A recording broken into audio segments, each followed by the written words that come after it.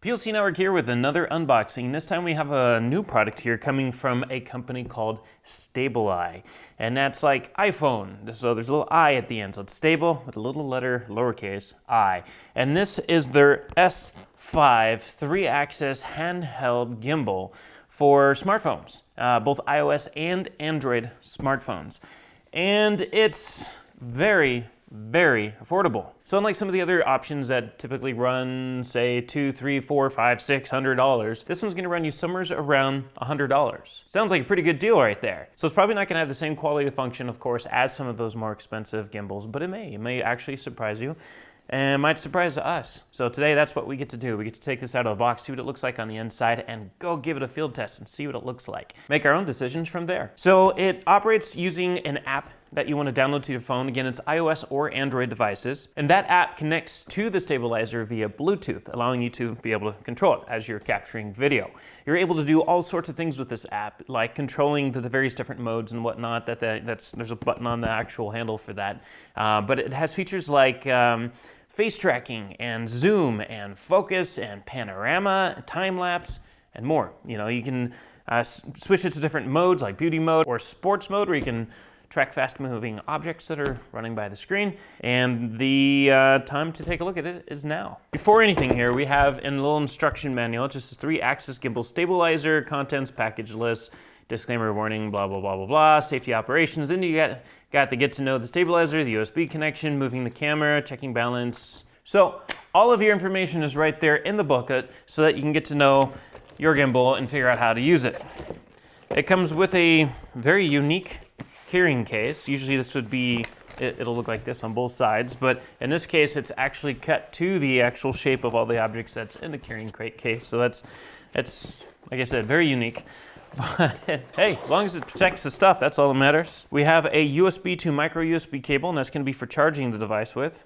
It also has a little lanyard here that's tied around the USB cable, so that way you can attach a lanyard and run it through your hand. You have a small little tripod here, so that way you can just, use it sitting on the tripod.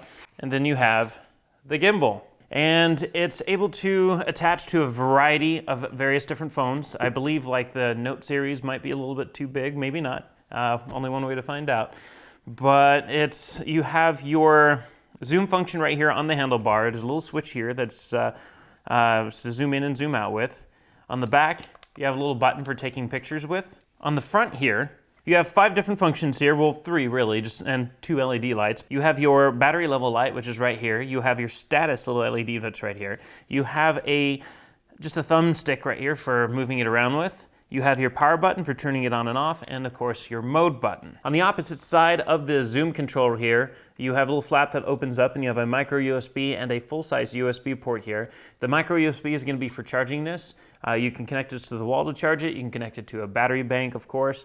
And the other USB is so that you can use this as a battery bank for whatever reason. So if you feel like you still have juice in here, but you're running out of juice on your phone, then you can actually plug your phone into this. You have a rubberized base here that's cut out just to be able to make sure that when the phone is slid in there, it holds it still. It's not moving around. The area where the phone slides into here, you're able to unlock it and move it back and forth to be able to control if you're in landscape or portrait mode. The weight of this is pretty good. It's heavy enough to assume that the parts and pieces used in the design of this aren't bad at all.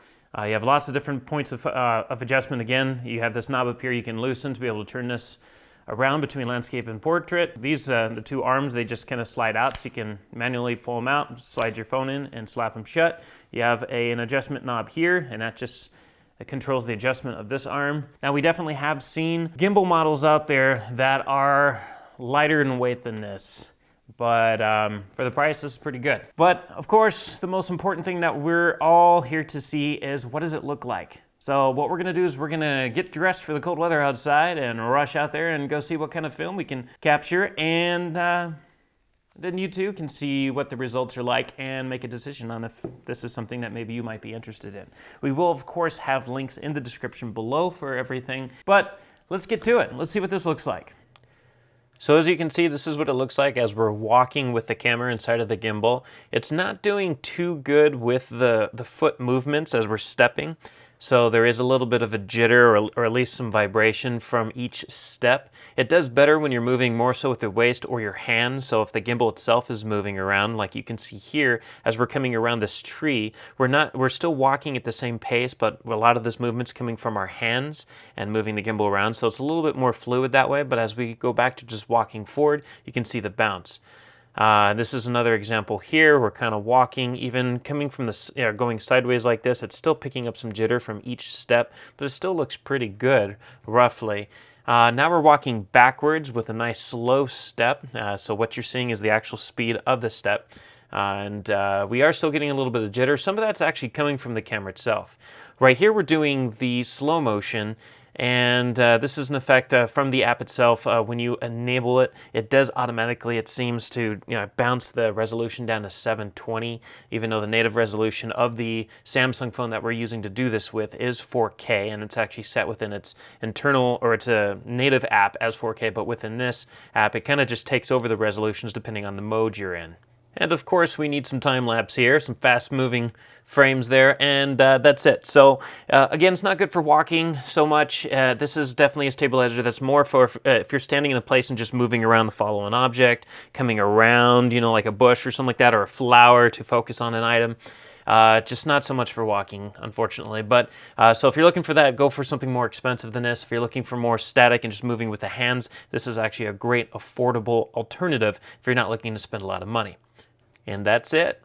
So if you liked what you've seen here, don't forget to subscribe with that button down there, as well as the comment section below where we can all talk about what we've seen here, and maybe you have one of these yourself and you want to fill in with your own comments. But as always, we thank you for watching, and we'll catch you next time.